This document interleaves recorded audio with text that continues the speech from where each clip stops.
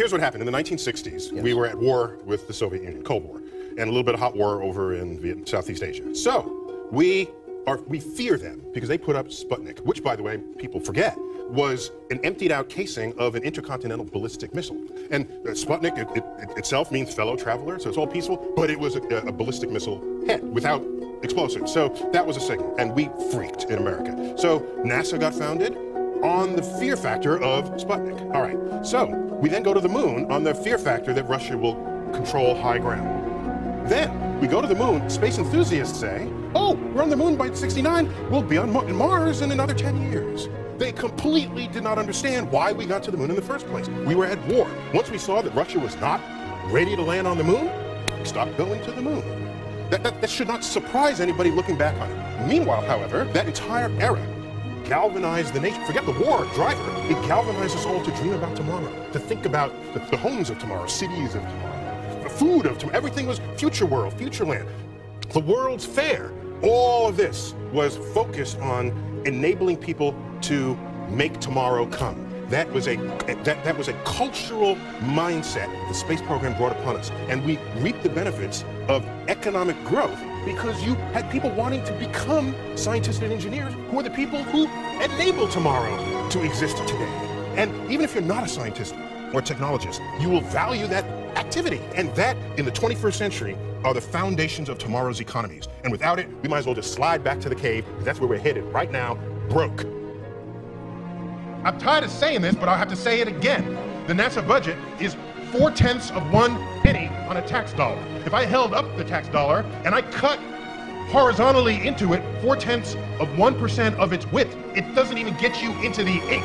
So I will not accept a statement that says we can't afford it. Do you realize that the $850 billion bank bailout, that sum of money is greater than the entire 50-year running budget of NASA? And so when someone says we don't have enough money for this space probe, I'm asking, no, it's not that you don't have enough money. It's that the distribution of money that you're spending is warped in some way, that you are removing the only thing that gives people something to dream about tomorrow.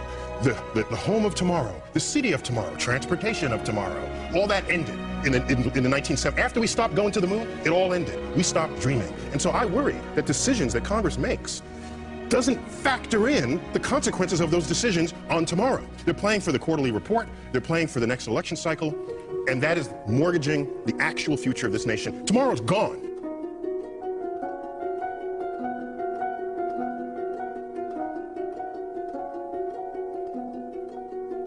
If you double NASA's budget right now to half a penny on a dollar, make it a penny. Go ahead, make it a penny. Go ahead, be bold. That would be enough to go to Mars soon with people and go back to the moon and onto asteroids. NASA, as best as I can judge, is a force of nature like none other. And so what worries me is that if you take away the manned program, a program which, if you advance frontiers, you make heroes are made. There's a force operating on the educational pipeline that will stimulate the formation of scientists, engineers, mathematicians, and technologists. You birth these people into society. They're the ones that make tomorrow come. A half a penny. That buys the space station, the space shuttles, all the NASA centers, the rovers, the Hubble telescope, all the astronauts, all of that. Nobody's dreaming about tomorrow anymore. The most powerful agency on the dreams of a nation is currently underfunded to do what it needs to be doing. And that's making dreams come true. How much would you pay for the universe?